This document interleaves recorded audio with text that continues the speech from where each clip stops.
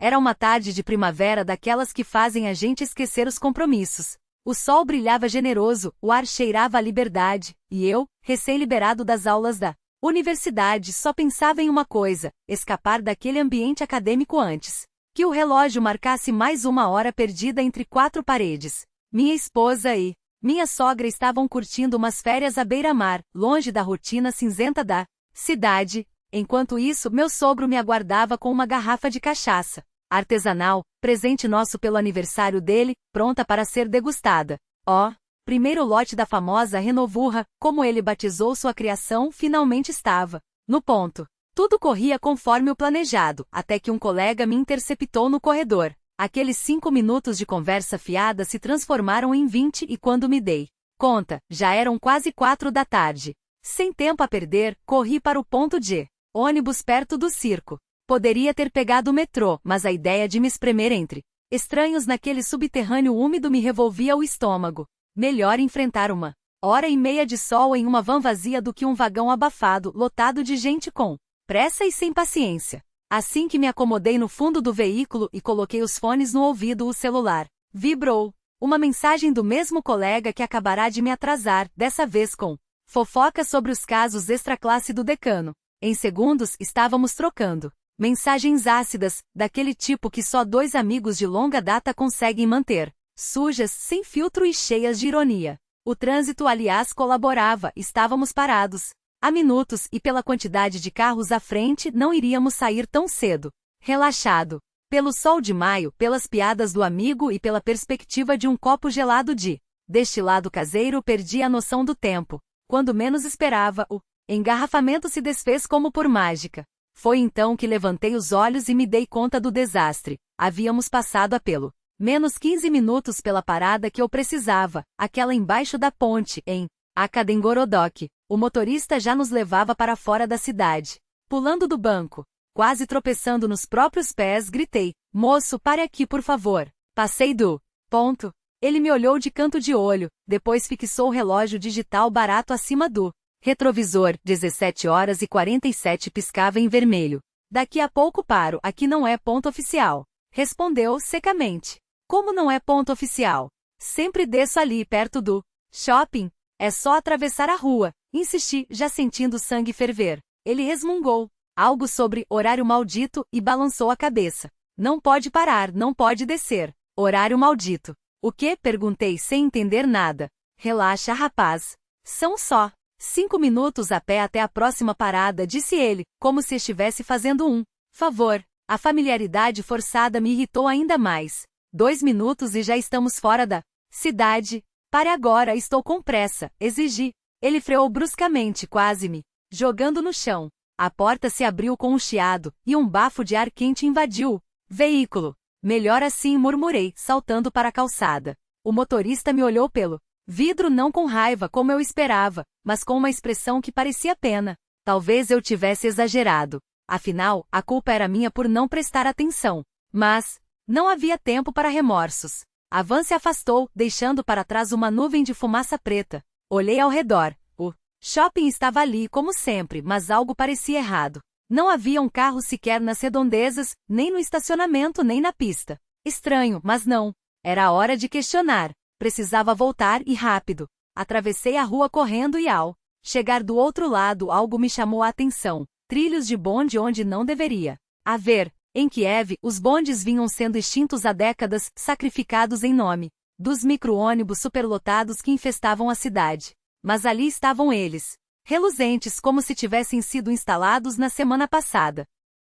Antes que pudesse processar a novidade, um bonde se aproximou vindo dos arredores. Novo, brilhante e coberto de propagandas. Acima da cabine do motorista, estranhamente escurecida, um letreiro luminoso exibia o número 18. Eu sabia muito bem que a linha 18 ligava a estação de trem a Podol, no outro extremo da cidade. Não fazia sentido algum estar ali, a quilômetros de distância. Mas o que importava? Meu sogro, a garrafa de cachaça e uma mesa farta de frios me esperavam a poucos quilômetros dali. Entre questionar a lógica ou pular no bonde, a escolha era óbvia. O veículo parou. Ninguém desceu. Sem hesitar, entrei. Se precisasse, saltaria antes da parada final. Mal a porta se fechou e o bonde arrancou, uma sensação estranha me invadiu. Todos os passageiros, sem exceção, tinham os olhos fixos em mim. Entendo que meu visual desalinhado, depois da correria e do estresse, chamava atenção, mas aquele escrutínio coletivo era demais. A cobradora de colete verde com o logo da empresa de transporte me encarava com uma intensidade desconcertante. Ao seu lado, uma senhora morena, de nariz adunco e sacola de batatas também não piscava. Um velho alto, com um gorro de pele apesar do calor, observava-me em silêncio. Um rapaz da minha idade sorria, como se soubesse de algo que eu ignorava. Até uma menininha de olhos cinzentos, vestida de azul, me fitava com uma curiosidade que beirava o sobressalto. Balançando com o movimento do bonde, me aproximei da cobradora e estendi as notas para o bilhete. Ela, sem tirar os olhos de mim, arrancou um pedaço de papel da rolha e o entregou. Era um daqueles bilhetes de sorte, só uns. Sem pensar, carimbei o naquelas máquinas horizontais que eu só vira em ônibus antigos de Vilnius. Mas, ao puxar o talão, algo me surpreendeu. Em vez dos furos tradicionais, uma faixa metálica cortava o papel ao meio. Uma lâmina de barbear, fina e afiada, cravada no bilhete. Como uma armadilha. Reconheci na hora. Era igual às que usávamos na escola para apagar erros no caderno sem deixar rastros. Antes que pudesse processar aquilo, o celular vibrou novamente. Ao mesmo tempo, notei um banco vazio bem ao lado da porta, um espaço cobiçado em um bonde lotado, mas que por algum motivo, ninguém ocupava. Sentei-me ali aliviado e mergulhei na discussão com o colega. O assunto? Política. Claro, um debate tolo, mas que prometia me distrair pelos próximos 30 minutos de viagem. Dessa vez não perderia minha parada. Depois de 2 mensagens virei a cabeça para o lado e congelei. A 15 centímetros do meu rosto, um homem pálido, como giz me encarava com olhos esbugalhados. Seus bigodes e barba pretos, desalinhados, lembravam o personagem Fu Manchu daqueles filmes antigos. Vestia roupas comuns, mas estava inclinado sobre mim numa posição tão antinatural que parecia desafiar a gravidade. E o pior, não se segurava em nada. A imagem era tão surreal que meu grito ficou preso na garganta. Recuei com um sobressalto, como se aquele rosto coberto de vegetação descontrolada fosse me atingir. Virei-me bruscamente para o outro lado do vagão, onde um passageiro encostado na janela enterrava o rosto em um leitor eletrônico, os dedos tremendo levemente sobre a tela. A tensão no ar era tão espessa que poderia ser cortada com uma faca. Você viu isso? Perguntei, a voz mais alta do que pretendia, quebrando o silêncio. Opressivo como um vidro estilhado. Tem um doido encarando a gente. O homem à minha esquerda ergueu os olhos do livro. Havia algo estranhamente familiar naquele olhar vazio, como se eu já o tivesse cruzado em sonhos febris ou nos cantos escuros de um hospital abandonado. Sua voz arrastada, metálica e lenta como a de um fantasma tentando imitar os vivos ecoou entre nós. Vi, infelizmente. Era a mesma resposta de sempre. A mesma cena. O mesmo roteiro. Eu o reconhecia. Agora não pelo rosto, que era tão genérico quanto uma máscara de papel machê, mas pela sensação de déjà vu que me invadia toda vez que nossos caminhos se cruzavam. Era o tipo de pessoa que você esbarra 10 vezes na vida e nunca consegue lembrar onde a viu pela primeira vez. Como aquele major bêbado das forças especiais, cujo nome eu só descobri depois da 5ª garrafa de vodka compartilhada. Quando suas histórias começaram a fazer sentido, ou pelo menos a parecer menos absurdas do que a realidade à minha volta. Ah, então você também está nisso? Ele suspirou, como se minha falta de resposta fosse uma decepção pessoal. Que pena, mas não vamos perder tempo com formalidades. Não adianta. Perder tempo com o quê? Retruquei, sentindo o peso da exaustão me empurrar de volta para o assento. Meus dedos tremiam sobre a tela do celular, onde um colega descrevia entre risadas sua última aventura em Odessa.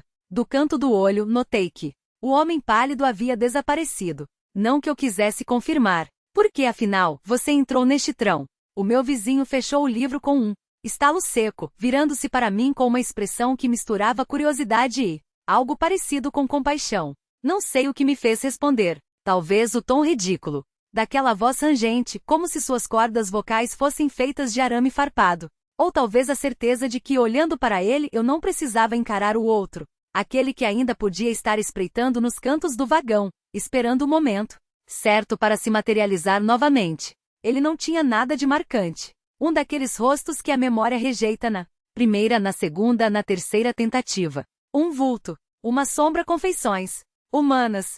Eu conheci alguém assim, um major dos serviços especiais cujo rosto só passei a reconhecer depois da sexta dose, quando o álcool já havia dissolvido as barreiras entre o real e o grotesco. Ah, então foi por acaso? Ele arrastou as palavras, como se mastigasse cada sílaba antes de cuspi-la. Entendi. Seu tom era de uma decepção tão profunda que quase me fez rir. Quase. Quanto mais triste, melhor. Ele continuou, como se lesse um script. Mas não. Vamos prolongar o inevitável. Não há sentido. Prolongar o quê? Indaguei, sentindo a irritação ferver sob a pele. Isso aqui é um vagão de loucos ou eu estou tendo um surto? Naquele exato momento, o trão sacudiu violentamente nos trilhos. Agarrei-me ao corrimão com força, os nós dos dedos branqueando sob a pressão, mas outra sacudida me arremessou para frente. Minha testa colidiu com algo duro. Um clarão explodiu atrás dos meus olhos, seguido por um zumbido agudo que preencheu meu crânio como água enchendo um copo rachado. Fechei os pálpebras por um segundo, mais por instinto do que por escolha. Quando as abri, soube que algo estava terrivelmente errado. O vagão estava quase vazio. Desapareceram a cobradora de rosto cansado, com seu colete verde desbotado. Sumiram os operários suados, as duplas de namorados entrelaçados, os idosos murmurando sobre o preço do pão.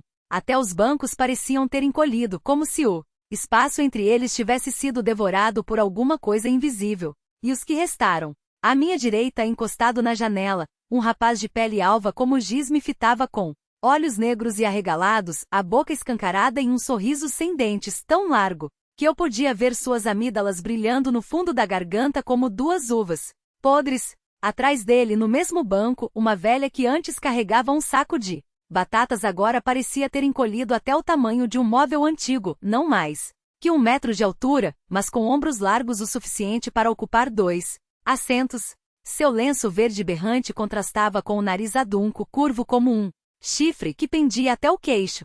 Do outro lado do corredor, defronte a mim, um velho de estatura descomunal usava uma papacha de carneiro preta que quase roçava o teto do trão. Mesmo sentado, sua cabeça parecia flutuar acima dos outros passageiros. Seu rosto era liso como porcelana, sem um fio de barba ou sobrancelha. Vestia um casaco preto sobre uma camisa com bordados vermelhos, calças bufantes azuis e botas sujas do tamanho de canoas. Seus olhos, ou o que eu conseguia ver deles, estavam fixos em mim.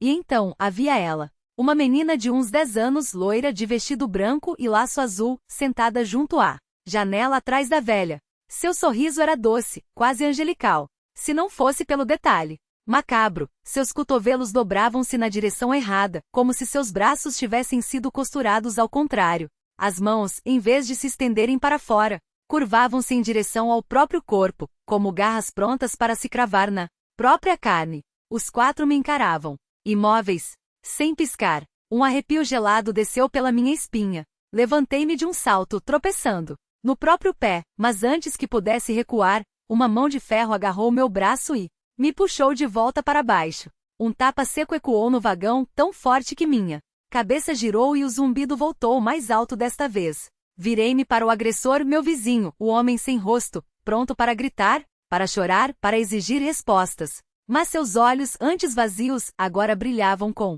uma urgência sombria. Sua voz, aquela voz de metal enferrujado, cortou o ar como uma lâmina. Sente-se, Anton Vladimirovich. Sente-se e não faça isso novamente. Suas palavras soavam como um veredicto. Fique quieto e ouça. Não vou segurar você outra vez. Mas que Deus se compadeça de sua alma se tentar correr. O que está acontecendo aqui? Gritei, a voz quebrando. Quem são vocês? Por que diabos esse cara fala como um personagem de filme ruim? Não tenho mais nome, ele respondeu, calmo demais para a situação. Os outros me chamavam de condutor, de conselheiro, de guardião. Mas você com certeza vai me dar outro título. E esse nome deve permanecer em segredo.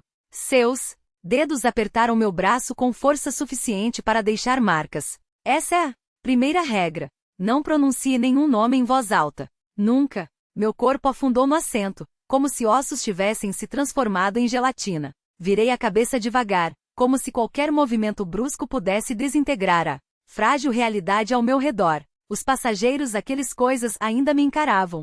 E foi então que notei, debaixo do lábio inferior da velha, um canino amarelo e retorcido. Despontava como a lâmina de uma faca. Vou explicar tudo apenas uma vez, o major continuou, a voz cada vez mais rouca, como se suas cordas vocais estivessem se desfiando. E não poderei repetir. Seu tom era o de um homem lendo as últimas palavras de um condenado. Você embarcou no trão 18 na hora errada.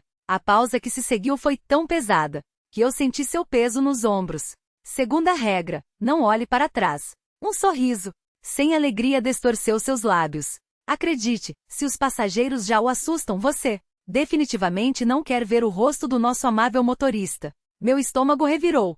Terceira regra, não toque em ninguém exceto em mim. Seus dedos se afundaram um pouco mais em minha pele. Eles não vão lhe fazer mal, a menos que você os provoque. Quarta regra, ele continuou como se recitasse um credo. Não atenda ligações. Alguém vai tentar encontrá-lo. Mas não serão pessoas que você gostaria de ver. Uma gota de suor escorreu pela minha têmpora. Quinta regra, troque de assento em cada parada. Seu hálito quente bateu em meu rosto. Os lugares são poucos, mas você não pode ficar no mesmo por mais de uma estação. Senão, nunca mais sairá daqui. Sexta regra, sua voz agora era um sussurro áspero. Você não pode descer antes da estação final. Os olhos dele perfuraram os meus. Se tentar, acontecerá algo pior do que a morte. Se seguir todas as regras, eventualmente chegaremos ao destino. E então, você será libertado. Ele inclinou a cabeça, como um pássaro observando um verme. Agora, Anton Vladimirovich, espero que tenha memorizado tudo.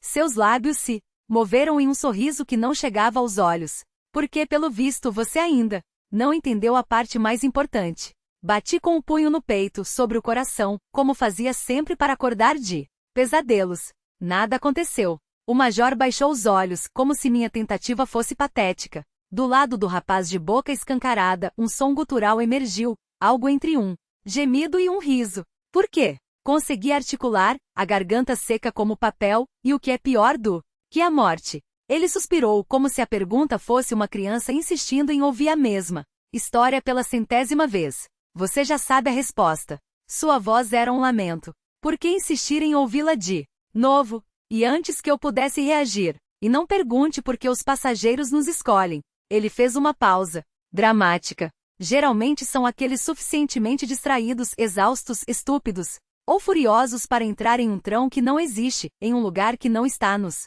mapas. Vocês são fantasmas? Sussurrei, os dedos procurando instintivamente um crucifixo que não estava ali. Se rezar, você pronunciará um nome, ele advertiu, rápido demais. Pode tentar, mas não diga que não avisei. Seus olhos se moveram para a janela. E note, Anton Vladimirovich, que a primeira parada está próxima. Sua mão afrouxou a pressão em meu braço. É hora de se mover. Meus olhos, como se puxados por um imã macabro, desceram até a janela, e ali do lado de fora desfilava um Kiev de primavera absurdamente normal. As cerejeiras em flor bordavam as calçadas como um cenário pintado à mão, os carros engarrafados buzinavam impacientes ao longo de trilhos de bonde que não deveriam existir na Avenida da Vitória. Nos outdoors, rostos de políticos sorriam com dentes brancos demais, prometendo um presente feliz que, eu juro por tudo que é sagrado, nunca foi tão feliz quanto naquele exato momento. Porque enquanto eles mentiam em pixels, eu estava aqui, dentro de um veículo que não constava em nenhum mapa, com um major que lia pensamentos e uma criatura de boca escancarada cuspindo sangue em meu paletó. Não somos fantasmas, murmurou o major, como se adivinhasse a próxima pergunta que queimava minha garganta. Sua voz era um fio de navalha, cortando o ar espesso entre nós. Não tente dar nome a isso. Cada segundo que você gasta tentando entender, é um segundo a menos para lembrar das regras. E sem elas, ele deixou a ameaça pairar, pesada como chumbo. Chegamos. Asterisco. O bonde rangeu até parar diante de um prédio cinzento, um daqueles blocos soviéticos que pareciam ter sido cuspidos pela história e esquecidos. As portas se abriram com um chiado úmido. Do lado de fora, ninguém. Nem um mendigo, nem um bêbado, nem sequer a sombra de um gato de rua. Apenas o vazio perfeitamente calculado de uma parada que não existia. Quanto mais rápido decidir, melhor, incentivou meu companheiro com um sorriso que não chegava aos olhos. Eu escolheria o rosto asterisco.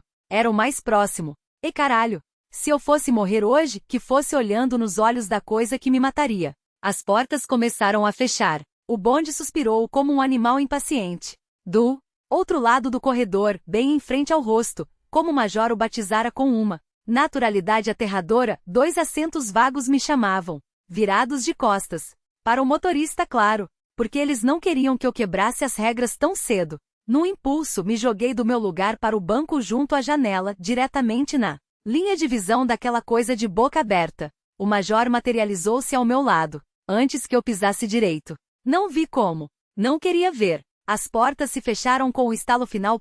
E então o rosto gritou. Seus olhos, 2 poços negros, sem fundo, sem alma, cravaram-se em mim, enquanto ele abria a boca desdentada até limites inumanos, e um uivo agudo de falsete rasgou o ar. Suas coisas, porque não eram lábios, não eram gengivas, não. Eram nada que deveria existir, tremiam em sincronia com o som, como se cada fibra daquele pesadelo vibrasse na mesma frequência do horror. Eu me afundei no assento. As costas coladas ao encosto, os dedos enterrados na carne das próprias coxas, incapaz de desviar o olhar. Foi quando meu telefone tocou. Tess. É claro que era ele. Provavelmente querendo saber onde eu estava, por que não? Havia chegado ao jantar, porque sua filha casara com um homem que agora viajava em bons demônios com passageiros de pesadelo. Alô, Sansanik, eu quase ri, histericamente. Estou a caminho. Só, peguei um bonde errado. Uma pausa. Na verdade, não existe bonde nenhum. Estou com uns. Como dizer demônio sem soar louco? Colegas de trabalho. Sim, novos. Muito. Especiais. Asterisco. O rosto berrou mais alto, e uma golfada de algo quente e viscoso espatifou-se em meu ombro. Cheirava a ferro e podridão. Merda. Era contagioso? O que aquela coisa poderia me transmitir? Fantasmite aguda? Necrose existencial? Não é contagioso. O rosto sussurrou de repente, a voz agora um arrulho doce, quase íntimo. Sua boca se fechou em um sorriso terno. Ou melhor, mas você já está infectado há muito tempo, Anton. Já está apodrecendo por dentro. E então, num estalo, ele se lançou para frente, a boca se abrindo como um portal para o inferno, os olhos mudando de preto para um vermelho sangrento. Já está morto, asterisco. Seus dentes, ou o que restava deles, reluziram quando ele cuspiu as palavras, direto em meu rosto. Meus músculos travaram. Não por medo, não só por isso, mas porque algo dentro de mim reconheceu aquela voz, como um eco de um sonho que eu tivera aos 5 anos, quando acordava gritando que alguém me observava do armário vermelho. O bonde arrancou com um solavanco. Parada número 18, anunciou o motorista, a voz arrastada como lixa em osso. Seu destino não é problema seu, verminho. Chegamos em 1 minuto. Asterisco. Virei a cabeça devagar, só o suficiente para ver o major. Ele estava de pé no corredor, bloqueando minha rota de fuga, mas também oferecendo uma saída. Seus olhos diziam, agora, antes que seja tarde. Nem eu me atrevo a encarar a Baba Yaga, ele murmurou como se lesse a próxima página do meu terror. E não sou seu terapeuta. Asterisco. As portas se abriram. Do lado de fora, a parada em frente ao Palácio dos Casamentos de Kiev.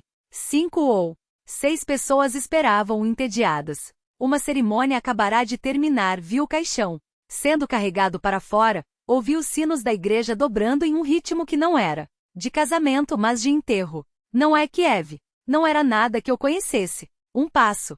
Só um passo e eu estaria fora. Na rua. No mundo real. Mas e se em vez de asfalto minhas botas afundassem no vazio? E se o motorista, aquele coisa atrás do volante, esticasse um braço ossudo e me arrastasse de volta para dentro para algo pior do que a morte? Não, seus filhos da puta, asterisco, rosnei entre dentes. Não ia morrer correndo. Não ia dar a eles o prazer. Levantei-me devagar e me virei para encarar o que quer que estivesse sentado no fundo do bonde. A Baba Yaga me esperava. Seus olhos, 2 faróis amarelos em um rosto de couro enrugado, brilhavam de fome. Comeremos você aos pedaços, Anton, ela cantou, a voz um chiado de folhas secas. Suas ossadas serão espalhadas pelos 4 cantos. Sua alma, sua alma, será minha, asterisco. O cheiro a carne podre me atingiu como um soco. Sente o cheirinho, gatinho? Ela riu, exibindo dentes marrons, afiados como facas. É seu bichano branco. Aquele que fugiu. Mentira. Eu comi. E você? Você será o próximo prato. Meu telefone vibrou. Uma mensagem de minha esposa, ligue para mim. Urgente. Responda, sibilou a bruxa. Responda para ela. Pergunte como estão suas pernas hoje. Pergunte por que ela não sente mais os dedos dos pés. Asterisco. Uma segunda mensagem. Te amo. Adeus. Ela já é minha. A Baba Yaga gargalhou, balançando o corpo como um pêndulo. Assim como você. Lembra do armário vermelho, Anton? Eu sempre estive lá. Sempre. Te observei. Sua mãe levava você aos médicos, às benzedeiras, mas era eu quem sussurrava seu nome no escuro. Asterisco. Seus dedos, garras retorcidas, se esticaram na minha direção. Vou te levar na vassoura para um lugar onde o gelo nunca derrete. Onde a escuridão é viva. Onde você vai gritar até sua voz se tornar pó. Foi então que vi o martelo pendurado na parede do bonde com uma plaquinha oficial, em caso de emergência. Quebrar a cabeça da bruxa. A Baba Yaga deve ter seguido meu olhar. Seu sorriso se alargou, desafiador. Vem, menino, tente. Ou será que suas mãos tremem demais? Será que você realmente quer saber se era eu no armário? Minha respiração falhou. Porque, deep down, eu sabia. Sabia que aquelas noites de infância não tinham sido pesadelos. Sabia que algo me observava através da fresta da porta com olhos brilhantes e uma fome que não era desta terra. E agora ela estava aqui, para terminar o serviço. O meu olhar colou-se à porta que se abria devagar, como uma boca faminta prestes a engolir a última migalha de esperança. Ela, sempre ela, o nariz adunco projetando uma sombra grotesca sobre o meu ursinho de pelúcia, enquanto sussurrava palavras que nenhuma criança deveria ouvir. Onde está o teu Deus agora? Porque não te salva, porque tu não és ninguém. Morrerás no escuro, abandonado, e a tua alma, a tua alma eu vou rasgar em farrapos negros e fedidos. O grito me escapou antes que eu pudesse sufocá-lo. Socorro! Enquanto fechava os olhos com força e arremessava o martelo com toda a fúria do desespero. Ar cortou-se com um silvo vazio. Nada, absolutamente nada. Quando abri os olhos, Baba Yaga já não estava ali, apenas o eco da sua risada raspando as paredes do vagão como garras. O martelo traidor voara da minha mão e ricocheteara até o fundo do trajeto, como se o próprio metal tivesse medo de tocar naquela coisa. Sorte a tua, moleque, pensei com amargura. Eles não te tocam, até tu tocá-los. E então o trajeto parou. As portas abriram-se com um chiado metálico, e o ar gelado da noite invadiu o espaço, como um sopro de morte. Baba Yaga recostou-se no banco, os olhos ainda cravados em mim, pupilas dilatadas de predadora saciada. A voz mecânica do condutor ecoou, irônica como um epitáfio. Tramvai linha 18. Parada, Solnechnaya. Saída para o Jardim Botânico e para o Cemitério das Esperanças Vãs. Uma piada macabra. Ou será que era um aviso? Porque através da janela via-se de fato a silhueta das árvores do jardim, mas também, ó Deus, as lápides inclinadas de um cemitério abandonado, onde as cruzes pareciam dedos ossudos, apontando para o céu. Levantei-me de um salto, tropeçando nos próprios pés, e atirei-me para o banco em frente ao velho gigante, as costas coladas à porta de saída como se aquele pedaço de metal pudesse me proteger. E então vozes humanas, reais. Você sabe se este 18 vai para o centro? Perguntou alguém atrás de mim. Primeira vez que vejo esta linha por aqui. Nem sabia que tinham colocado trilhos novos, respondeu outro. Talvez a gente devesse perguntar ao cobrador. Risadas nervosas. Conversa fiada de passageiros perdidos. Perguntem, quis gritar. Perguntem por que este tram vai não para onde deveria. Perguntem por que a Baba Yaga conhece cada um dos meus medos. Perguntem por que não posso nomeá-los quando eles mesmos se chamam o tempo todo. Mas a garganta me queimava, seca como papel de seda. O major, aquele espectro de voz arrastada, apareceu ao meu lado como se tivesse se materializado do ar envenenado. As regras não são nossas para inventar, apenas para cumprir, murmurou, enquanto o vagão arrancava novamente. Minha função é apenas lembrá-lo delas, para que não possa alegar ignorância. Por que vocês não me ajudam? Minha voz quebrou rouca de pânico. Vocês são os bons, não são? Os que equilibram a balança. Ele finalmente virou o rosto para mim, e nos seus olhos não havia piedade, apenas a fria precisão de um matemático resolvendo uma equação. Em que baseia essa conclusão? Perguntou, como se fosse a coisa mais natural do mundo. Eu não sou seu amigo, Anton. Sou apenas o mensageiro. Você escolhe quebrar as regras ou obedecê-las. Eu apenas as enuncio. E então, como se percebesse minha próxima pergunta antes mesmo que eu a formulasse. O que é este tempo do diabo? Por que 17h47? Silêncio. O major voltou-se para a janela, como se o que estivesse lá fora fosse mais interessante do que o meu desespero. Ele não é meu amigo, repeti para mim mesmo, enquanto o suor escorria pela nuca. Ninguém aqui é. E foi então que me lembrei do velho. Aquele colosso de 3 metros, sentado bem à minha frente, os joelhos quase encostando nos meus, os dedos grossos como salsichas drummondianas, tamborilando no banco, os olhos, aqueles olhos, fuçando minha alma como se fosse um buffet de horrores. O tramvai acelerou. 2 plins sucessivos. Mensagens. A primeira de ela. Por que não me salvou, meu amor? A Baba Yaga já me comeu. Nunca mais me verá. A segunda do meu colega tagarela, aquele que nunca calava a boca nem para respirar. E aí, velho? Como é que é no inferno? Guarda um lugarzinho pra mim, hein? Leva uma garrafa de Staropramen quando chegar. O velho na papacha tossiu um som úmido, como se algo se arrastasse lá dentro do peito dele, e coçou a testa calva com uma mão do tamanho de uma pá. O gesto era lento, demasiado lento. O que há de errado com ele?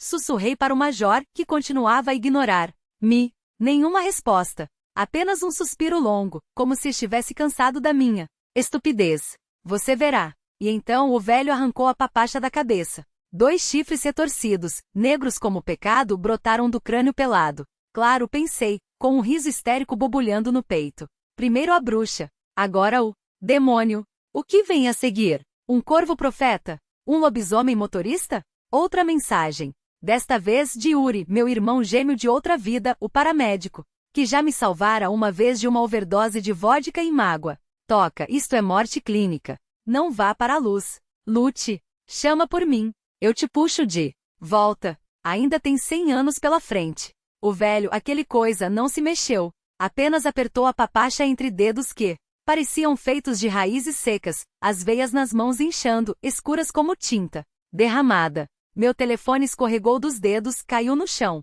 Não o peguei.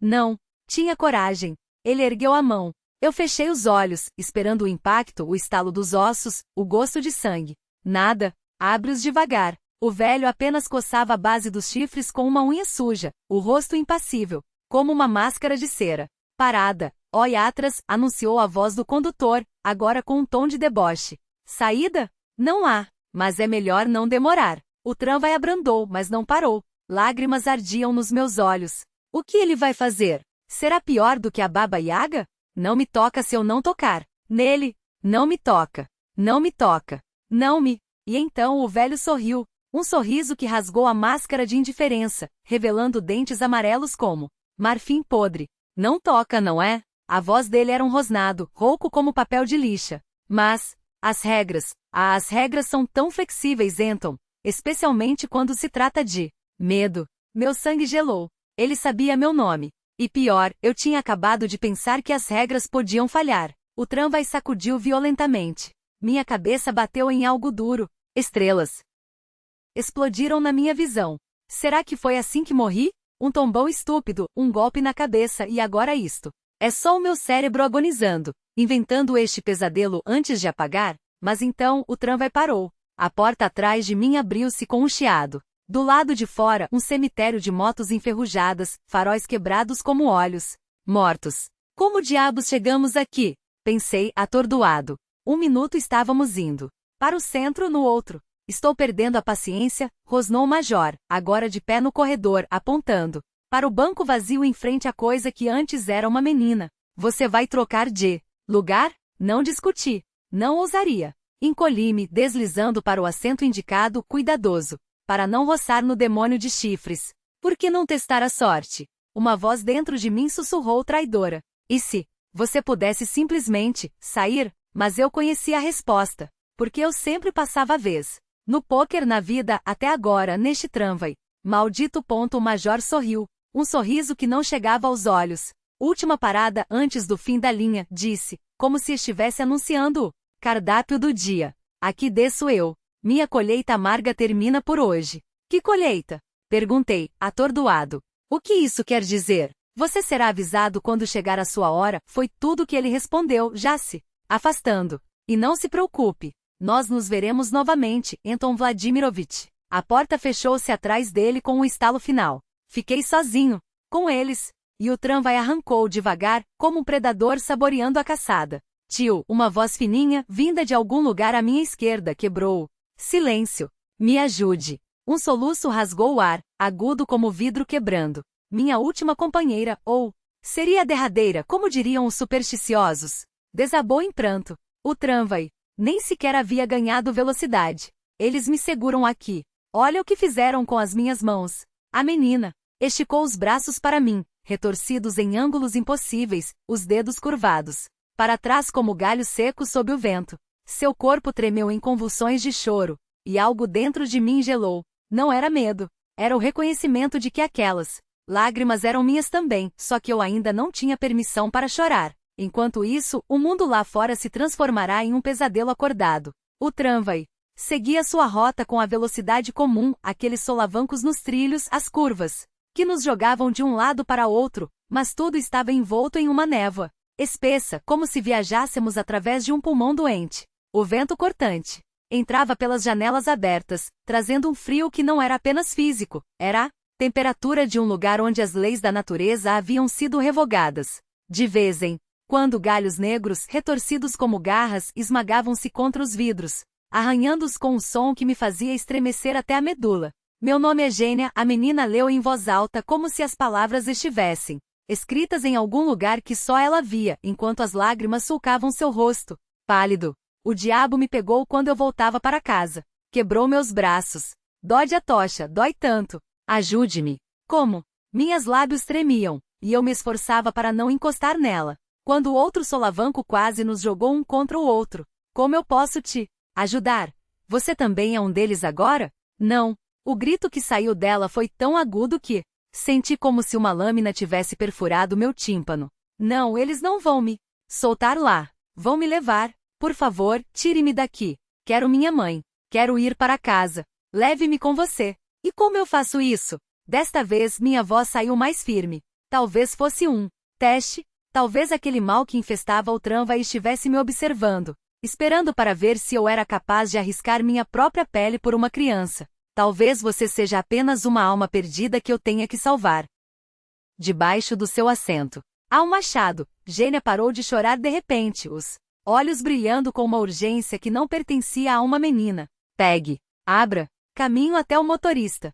Se você derrubá-lo, o tramvai para? Minha mão obedeceu antes que eu pudesse questionar. Os dedos encontraram a madeira áspera do cabo. Ergui o machado, uma ferramenta comum, a lâmina. Levemente enferrujada, mas ainda afiada o suficiente para cortar carne. Ou ossos. Dode a tocha, acabe com eles.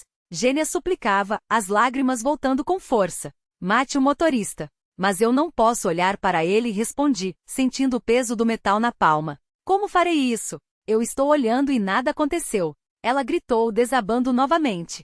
Por que você não confia em mim? Uma criança. Uma criança estava me desafiando. E eu, um homem adulto, tremia. Como um covarde. Não, eu não era mais fraco que ela.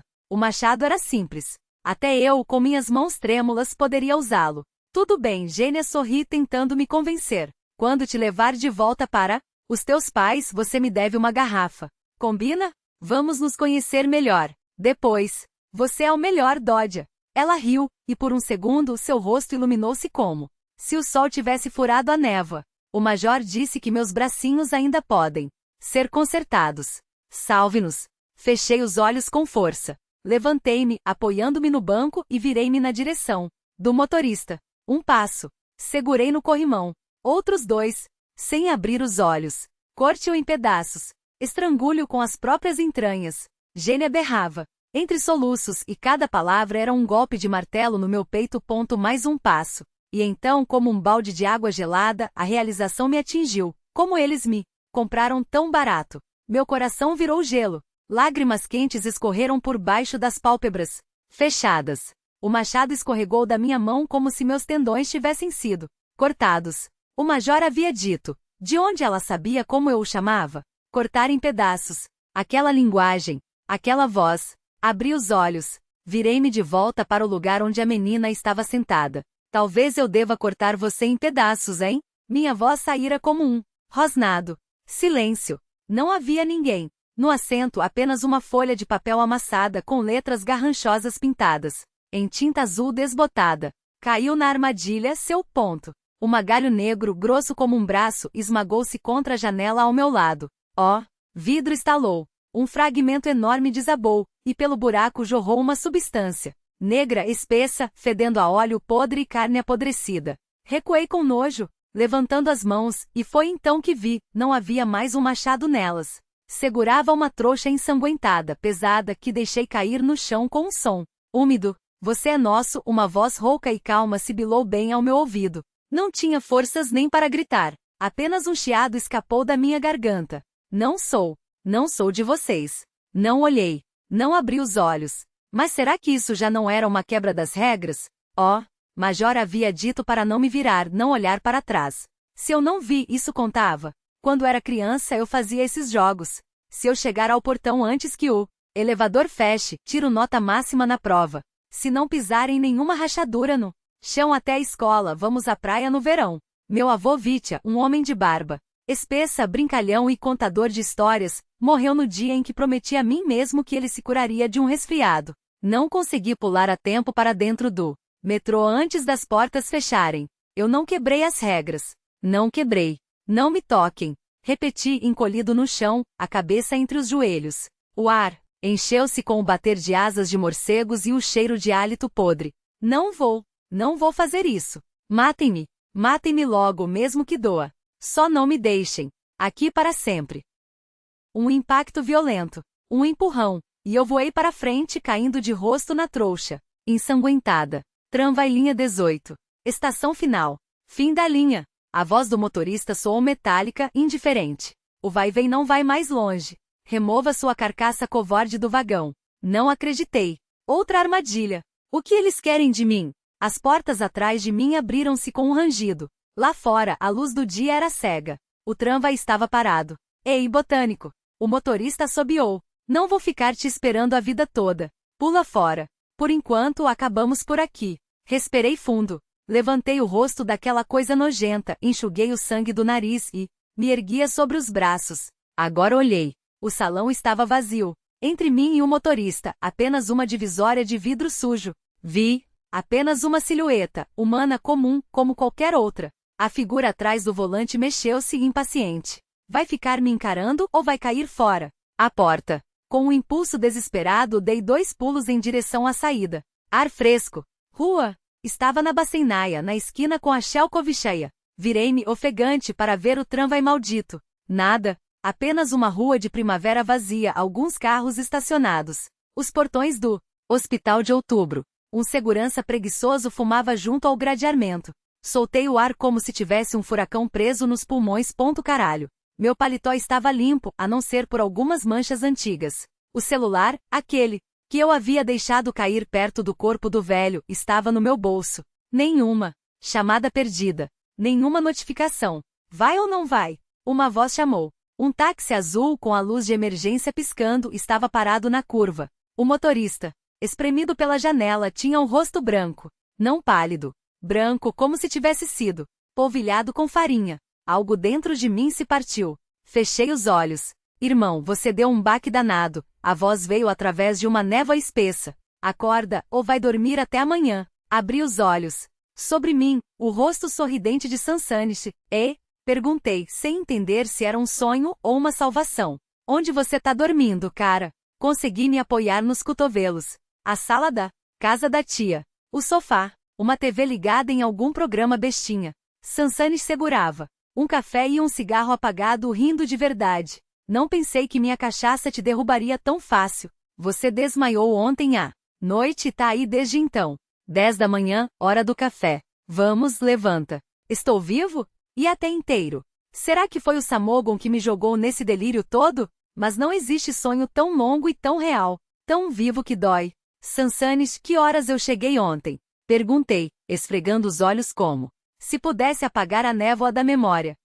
Por volta das 6. Você até se surpreendeu na hora. Ele deu uma tragada no cigarro, soprando a fumaça para o lado. Não me diga que bebeu tanto a ponto de esquecer. Não respondi. Porque não era só o esquecimento, era o vazio. Um buraco negro. Entre as 6 da tarde e o despertar no sofá da tia, com a sensação de que algo me havia arrastado por um caminho que não existia nos mapas. Vamos pro balcão, respire um pouco, disse Sansanis como se lesse meus pensamentos.